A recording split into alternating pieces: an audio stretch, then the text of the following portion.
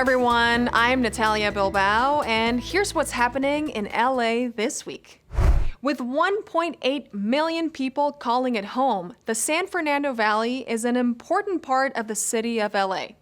Council members who represent a variety of those valley areas came together to outline their priorities at the State of the Valley 2025.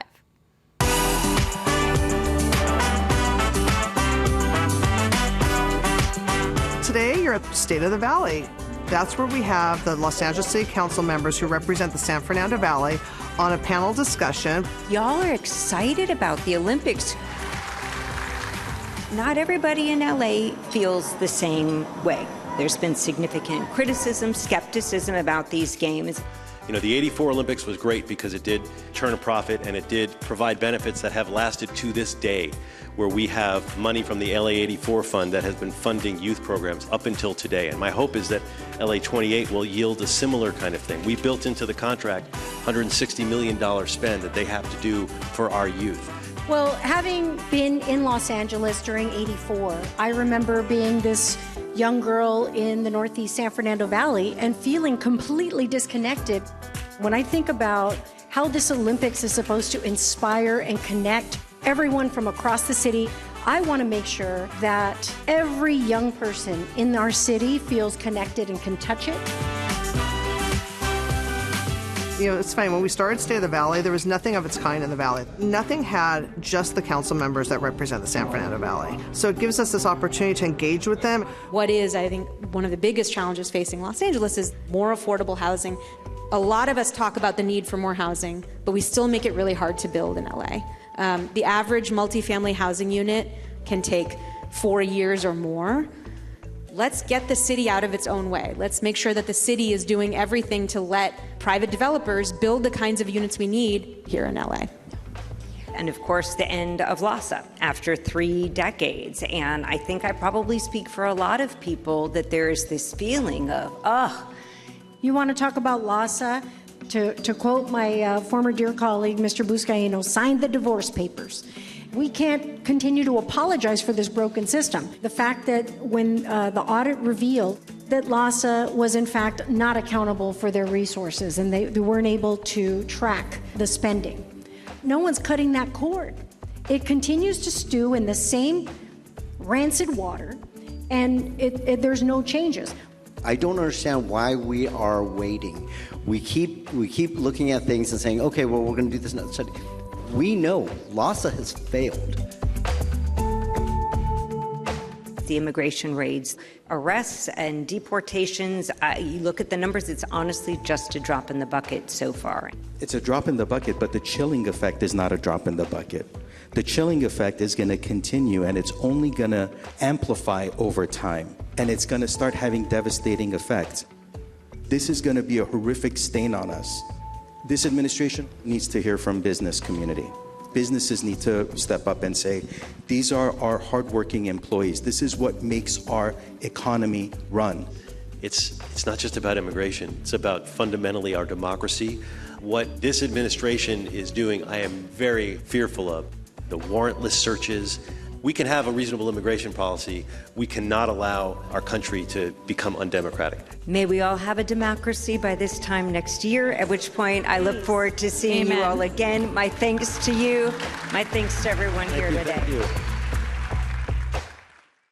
Mayor Bass and Councilmember Blumenfield took part in the Salvation Army's 3rd annual Homelessness Symposium. The gathering is an opportunity to learn new ideas, share ways to prevent homelessness, and recognize hope along the way.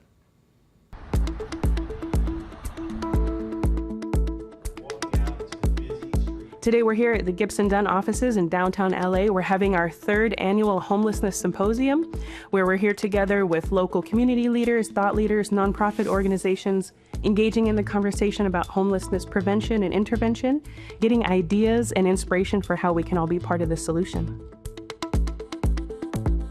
And I think it's just a great example of the type of healing center that is needed to get our unhoused Angelenos back housed and back stable and eventually self-sufficient. I think sometimes we assume because the problem is so big that there's not really thoughts engaging in, can we prevent it? Can we help it? Can we reduce the numbers? But when you hear folks like the mayor, like Mr. Blumenfield, who are really engaged in conversations being part of the solution for what can we do as private citizens, and the hope is that everyone leaves inspired and encouraged in what's happening in our country, in our communities, but also what are we doing as individuals to help and support and care for our neighbors in need. Many of you around the room, a lot of people who have been doing this work for years and years and years, sweating in the background, going back and forth with whatever politician was in office or whatever funding fad was going on, and you've had to navigate that. And I want to thank you for your work, and I want you to know also that I identify very much with that work for work that I did for many years in the community, running a nonprofit and having to go through a lot of the trials and tribulations that you go through on a day-to-day basis. I would hope that we would take away from this conversation that no one is beyond the reach of help. No one is too far from redemption and restoration, and that we can have hope in our neighbors, that every life can be redeemed, every life can be restored. And I think the second part of that is that we can all be a part. We can all link together, we can all partner, we can volunteer, we can give dollars to the organization that speaks to your heart for how it cares for those in need, and wake up every day with hope that today's going to be better than yesterday.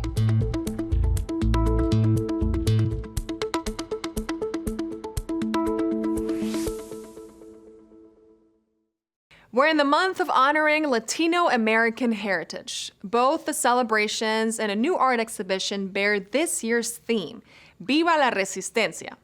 In these challenging times, artwork representing resistance through the generations continues to inspire today.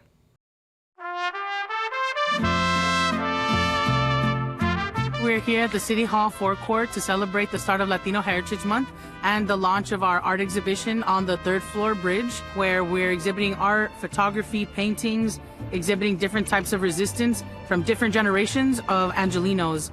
I'm the Madrina of El Grito this year, and the theme is Viva la Resistencia. So you'll see that the art reflects a lot of that resistance through different lenses, through different moments and different communities. I just want to thank the council for recognizing the power of what arts and culture can do to really lift up and tell the stories of our communities, particularly at this time when arguably it is more important now than ever for us to be able to use whatever means possible to be able to show our support, to show what the city can do, and to stand as one voice. And we are really proud to see how the council member and the city council and the mayor are using arts and culture as a way to show that resistance.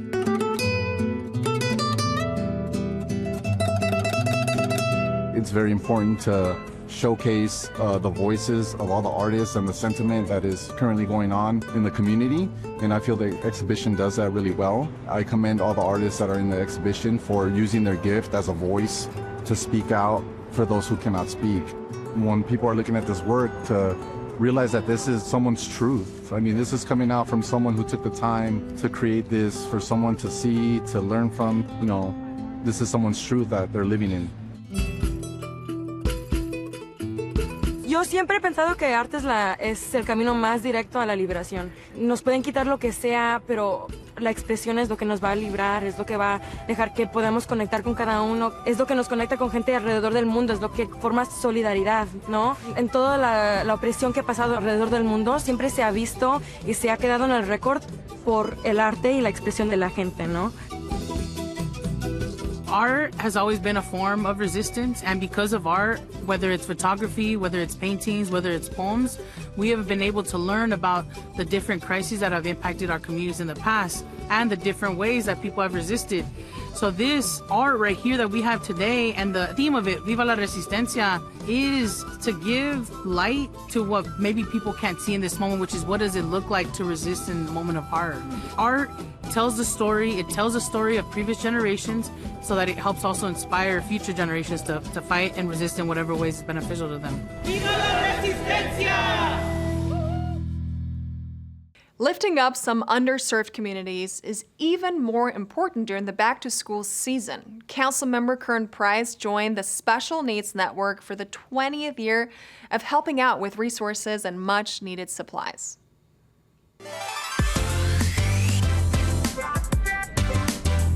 We're here today for the 20th annual Back to School event, sponsored by the Special Needs Network and Councilmember Curran Price. We're here sharing wonderful resources to the community, much needed resources for the community, not just the disability community, but the community at large. We have resources from the City of LA, the County of LA, every department possible. And the big bonus for the day is school supplies and backpacks.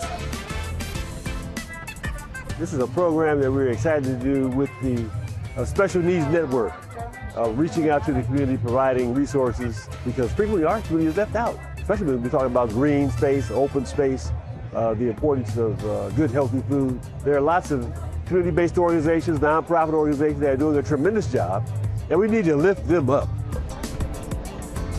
These are areas that are obviously underserved areas of the city. There's a high need for all kinds of resources. This is a food desert out here, so there's wonderful food resources as well, and plenty of agencies that folks can go to when they're in need of any kind of social service in the city. We need to take care of ourselves. We need to always make sure we get the help that we need, and we need to go to all the services that we can. And I take my baby to everything that he can, so that he can get all the help that he needs. So when they told me about this event, I said, we're there. Come on, everybody, come on and get down. Come on, everybody, come on and get down. Well, one thing is certainly become aware of resources that are available, know how important it is to eat healthy, to exercise.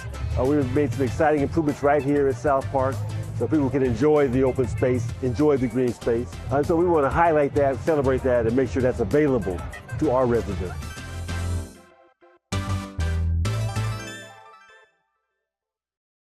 The LAX sign goes into storage for road upgrades. No fees on adopting larger dogs and older cats in September. And the City Bureau of Street Lighting celebrates a century of lighting up LA. These stories up next on City Beat.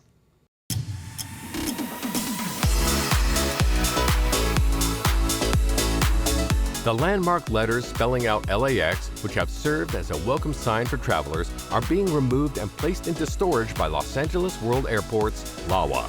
Under the Airfield and Terminal Modernization Program, LAWA is upgrading roads to separate airport-bound vehicles from local traffic along Sepulveda Boulevard. According to LAWA, the project includes pedestrian enhancements, improved signage, and more direct access to LAX economy parking. With completion expected in 2030, LAWA states LAX will remain operational during the 2026 FIFA World Cup and the 2028 Olympic and Paralympic Games. The LAX letters will be back in a relocated area after the upgrades are completed. For more information, visit lawa.org/news-releases.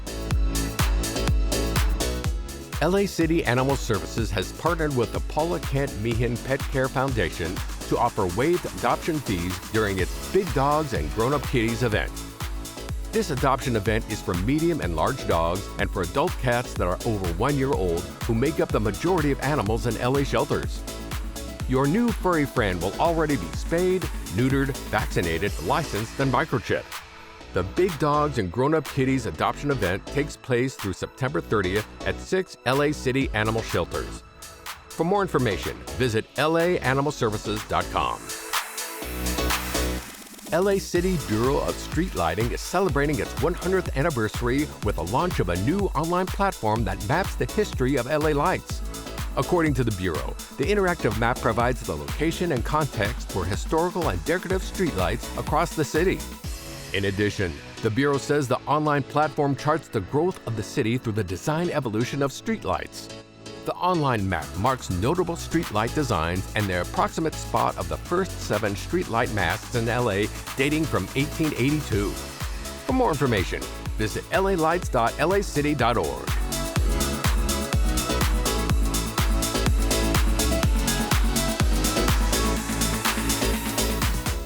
Brushing up on community action, Angelenos around Pico Union got busy at a local cleanup operation. The mayor's office, cadets, and about 50 young adults chose to give back and beautify the neighborhood.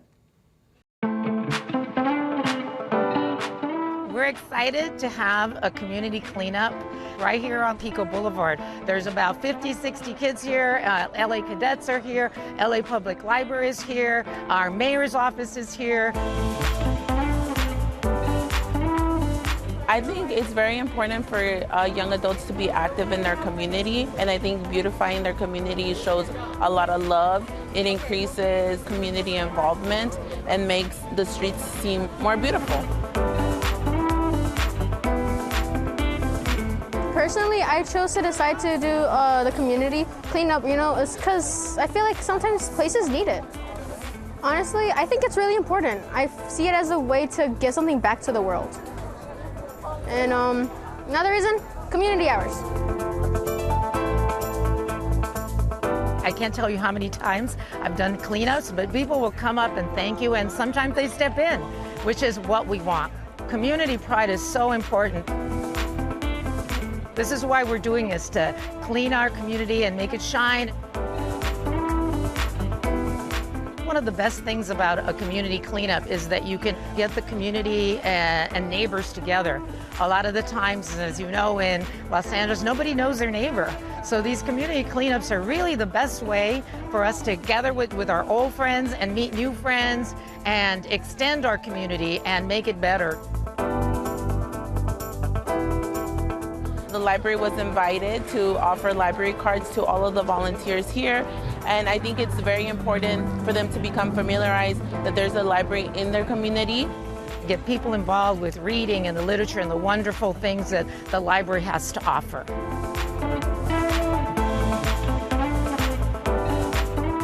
Don't leave stuff on the ground because it's bad for the environment. I mean, we already got pollution. We don't really need that anymore. We got stuff in the water, it hurts the animals. And that's just bad overall in general. If you need more information about future events, you can find them at our website at lapl.org. What could be better than live music? After the success of the inaugural Jazz Festival last year, Councilmember Tim McCosker joined the Harbor community for the second annual Harbor City Jazz Festival. It's a great day in the 1-5. We are in Harbor City. We're at Ken Malloy Regional Park, right on the banks of Lake Machado for the second annual Harbor City Jazz Festival. Last year was a great success, our first ever. This year, even bigger and better. We're going to go all day and have great jazz music, great food, great fun with the entire community, but it's right here in Harbor City. Together, we represent Watts and Harbor Gateway and Wilmington and San Pedro. And right here, Harbor City! Let's hear it for Harbor City.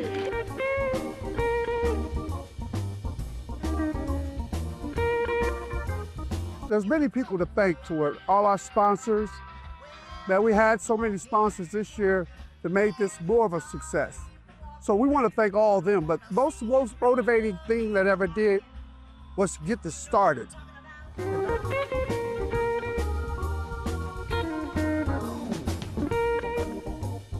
Music is the arts, and arts bring people coming together, especially in a time like this, where our country and our cities are going through fun, activity, food, and celebrating each other, community. And this is what it's all about, and I'm happy to be here and to be a part of it.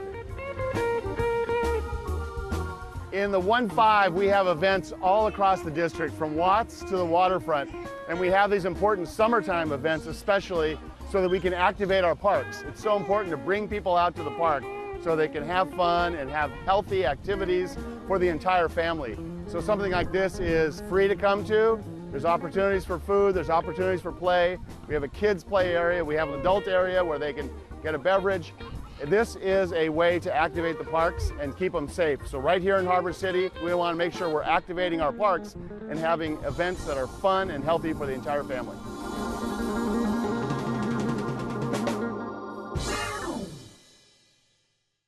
Preserving the past, enlightening the future. A new exhibit at El Pueblo tracks the families who've been at the heart of the area for over 100 years. Many who began in business have descendants still trading there, so the El Pueblo story is also their family history. Today's a very special day because after many, many years of discussion, we are opening the Merchant exhibit. It is titled Preserving the Past, Enlightening the Future. This is among the first efforts to ensure that we have a permanent museum space that represents the history of the Olvera Street merchants. We all love Olvera Street, but we don't always realize all the heritage and all the hard work that several families for almost 100 years have put into our historic space. And so for the first time ever on Olvera Street, there will be a space for you to look at and experience the history of all the families here. We have artifacts related to the Olvera Street merchants, really amazing historic photographs, and so we're very happy to welcome the public. This has been a collaboration between the Olvera Street Merchants Association and the Getty Foundation. So we're also very fortunate in that our 2025 Getty Marrow intern for El Pueblo was tasked with putting together this museum, and he's done an incredible job of putting all this together. Olvera Street didn't just happen overnight. 100 years ago, through the hard work of Miss Christine Sterling and the hardworking Mexican-American families on Olvera Street, they really came together to create a marketplace that celebrated the heritage of Los Angeles. It started first with the historic Avila Adobe, the oldest house in the city. When that was saved by Miss Sterling, it really kind of triggered the need to really have a space that celebrates both LA history and Mexican-American and Latin American culture. Towards the back of the exhibit, we have videos playing. As a part of those videos are oral history interviews that we conducted with a handful of merchants. We sat down in the Avila Adobe just across the street, and we spoke with many merchants about their families, their lives, their histories. Something that we asked every merchant at the end of their interview was, what does Olvera Street mean to you? And it's so beautiful that almost all of them say family. To them, Olvera Street is not just a place where you go, to buy things. It is a family. To know that we have the descendants of those original Olvera Street families still here, and it's something that, again, all of us should celebrate as part of LA's heritage. When you study local history, you come to know more about who you are as a person, and you internalize that because it becomes a part of you. It includes all of us. And once we understand that we are a part of that history, when we feel a part of our larger communities, that's where it becomes very special, when we can break down boundaries. So for us, and for me especially, it's about ensuring that we know who we are so that we can be better for each other in a larger community, especially whether it's as Angelenos, as Californians, or really just generally as Americans.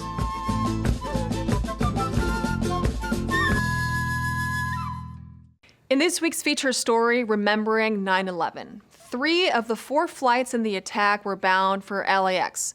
At a solemn memorial, the Los Angeles Fire Department and leaders from across Southern California remembered all the lives lost and honored the first responders who served that day.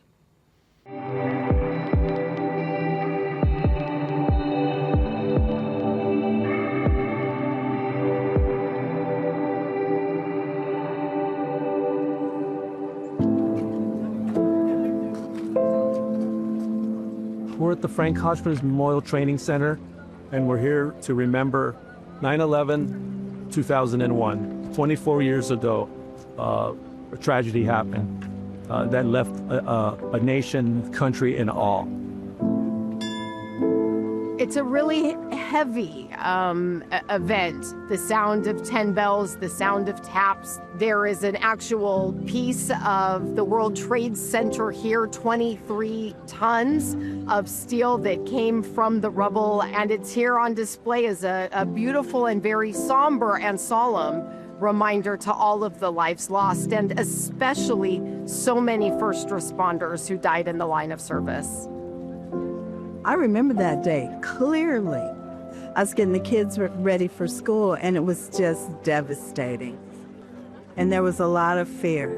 And I remember that so clearly. That fear lasted for at least a year.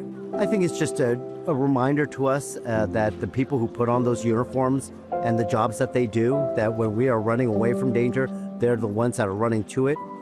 Remember, 3 of those airplanes were headed towards Los Angeles. There were families that lost lives in the plane crashes. It all hit us very personal way here. You know, the most important thing to me, and it hit me again harder today, the thousands of people that continue to be sick and injured over something that happened 24 years ago. The illnesses continue. The spillover to the families, this affects generations of people. We worked side by side with the FDNY. When we got deployed, it was about 65, 70 member team.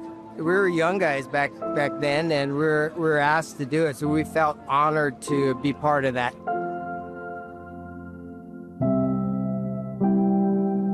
Just digging, doing everything we could to fight and search and help. The man in the picture, we didn't know who it was for 23 years. We sent it to their fire department, says somebody probably knows who this is. We, like for closure for us. We finally talked to him last year, Darren Jacobs, and he said it was the most special thing he ever got because his kids that he has now, that's the only proof that he has to show that he was actually there.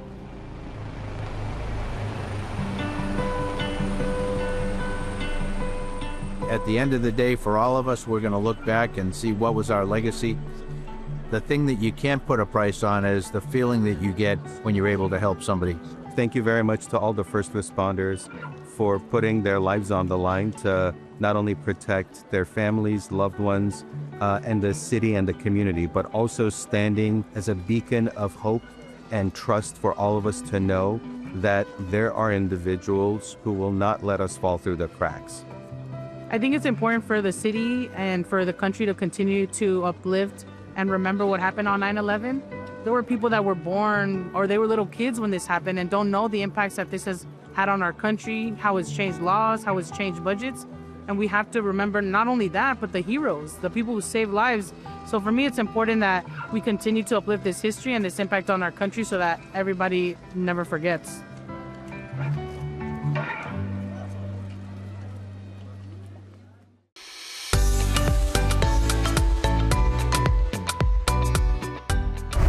Join the Department of Cultural Affairs and Friends of Watts Towers Art Center for a weekend of music, food, culture, and community. On Saturday, September 27th, it's the Day of the Drum Festival dedicated to the heartbeat of worldwide cultures. The festival will feature Aztec, Korean, Philippine, Middle Eastern, African, and Afro-Venezuelan beats and percussion. On Sunday, September 28th, it's the Simon Rodilla Watts Towers Jazz Festival, now in its 48th year. The festival showcases all-star soul, gospel, and hip-hop alongside world-class traditional and contemporary jazz performers.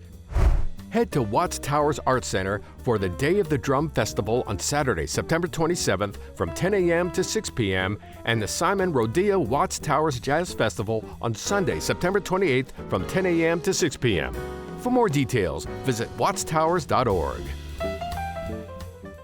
It's the annual Tom LaBonge Day of Service. The former council member was dedicated to civil service and was widely known as Mr. LA. Everyone is invited to honor LaBonge's legacy with hands-on volunteering on Saturday, September 27th. Join LA Civil Rights, the Mayor's Office, and Council member Adrien Nazarian for this year's event serving the Valley as part of LA for All Week in the City. Sign up to volunteer online and meet at North Hollywood Park for the Tom LaBonge Day of Service taking place on Saturday, September 27th at 9 a.m. For more information, visit the calendar at civilandhumanrights.lacity.gov. Dive into the Van Ness Pool for an aquatic celebration to mark National Hispanic Heritage Month. On Saturday, September 27th, join LA City Department of Recreation and Parks and Council President Marquise Harris Dawson for this neighborhood pool party. Enjoy a splashing good time at the Van Ness Pool and celebrate with free swim lessons, food, music, and more, highlighting culture, community, and family fun. National Hispanic Heritage Month aquatic celebration takes place on Saturday, September 27th, beginning at 1 p.m. For more information, visit the events tab at laparks.org. And that's a look at some things to do.